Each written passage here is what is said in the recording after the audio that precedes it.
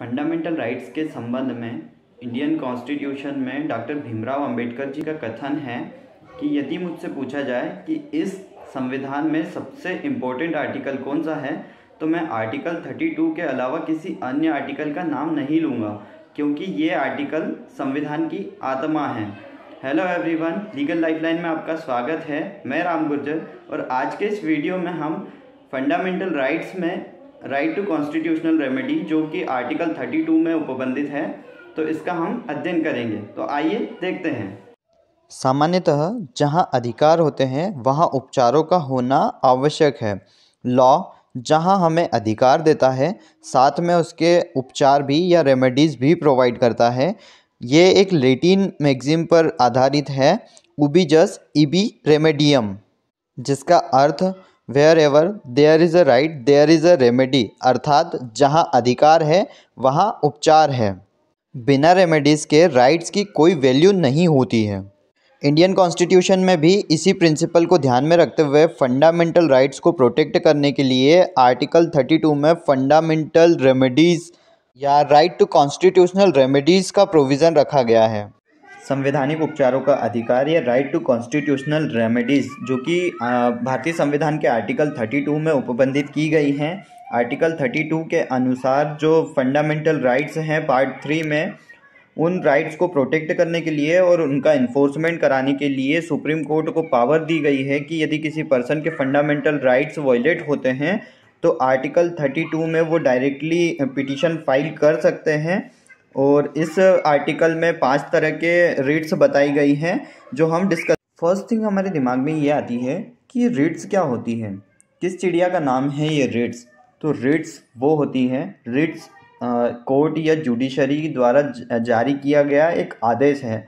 Ritz से तात्पर्य court का एक अंतिम आदेश, formal order of court. Article 32 में जो 5 प्रकार की रिट्स बताई गई हैं वो इस प्रकार हैं। फर्स्ट, बंदी प्रत्यक्षीकरण या हीबियस कॉर्पस। सेकंड, परमादेश या मेंडेमस। थर्ड, प्रतिषेध या प्रोहिबिशन। फोर्थ हो जाएगी उत्प्रेषण लेख या सर्चियोरी। और फिफ्थ हो जाएगी अधिकार प्रच्छा या को वारंटो। Now what is a habeas corpus या बंदी प्रत्यक्षीकरण। बंदी प्रत्यक्षीकरण की रीट एक आदेश के रूप में है जिसमें उस व्यक्ति को जिसने निरुद्ध किया है या जिसने बंदी बनाया है, यह आदेश दिया जाता है कि वह उसे न्यायालय के समक्ष उपस्थित करे। जिस व्यक्ति को बंदी बनाया गया है उसे न्यायालय के समक्ष उपस्थित किया जाए, जिससे यह न्यायालय जान सके कि उसे क्यों निरुद्ध में रखा गया है, और यदि बंदी रखने का विधिक या उचित कारण नहीं है तो उसे छोड़ दिया जाए।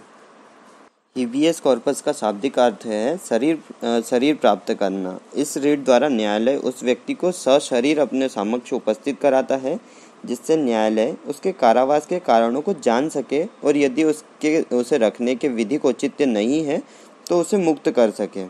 यह रिट किसी भी व्यक्ति को संबोधित हो सकती है, चाहे वो अधिकारी हो या प्राइवेट व्यक्ति जिसकी अभिरक्षा में कोई व्यक्ति है।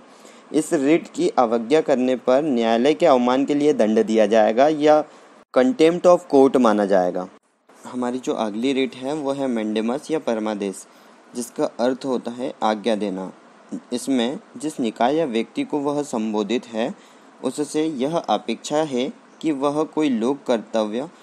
यदि हम बात करें कि परमादेश या मेंडेमस रिट किन किन अथॉरिटीज़ के विरुद्ध अवेलेबल है, तो सबसे फर्स्ट आता है संसद और विधानमंडल, न्यायालय और अधिकरण, गवर्नमेंट और उसके ऑफिसर, स्थानीय प्राधिकारी जैसे नगर पालिकाएँ, पंचायतें, राज्य के स्वामित्व या राज्य के नियंत्रण के अधीन जो निगम हैं वो, विश्वविद्यालय तथा अन्य शिक्षण संस्थाएं। और संविधान के अनुच्छेद 12 में जो स्टेट की परिभाषा दी है, राज्य की परिभाषा दी है, उसमें आने वाले अन्य प्राधिकारियों के विरुद्ध उपलब्ध हैं। हमारी अगली रिट है प्रोहिबिशन या प्रतिषेध। प्रतिषेध की रिट जो है वो सुप्रीम कोर्ट और हाई कोर्ट द्वारा जो अपने अधीनस्थ न्यायालय हैं उन्हें संबोधित है। इसमें जो अधीनस्थ न्यायालय हैं वो अपनी अधिकारिता से बाहर कार्यवाही करते हैं या अपनी अधिकारिता के बाहर कार्यवाही करते करते अपनी अधिकारिता से बाहर चले जाते हैं, तो उन्हें रोकने के लिए यूज़ की जाती है। जो प्रतिषेध या प्रोहिबिशन की रिट है, यह एक न्यायिक रिट है, जुडिशियल रिट है। इसे एक न्यायिक या न्यायकल्प प्राधिकारी के विरुद्ध जारी किया जाता है। यह उस स्थिति में जारी की जाती है जब प्राधिकारी अपनी अधिकारिता से बाहर या बिना अधिकारिता के कार्य करता है।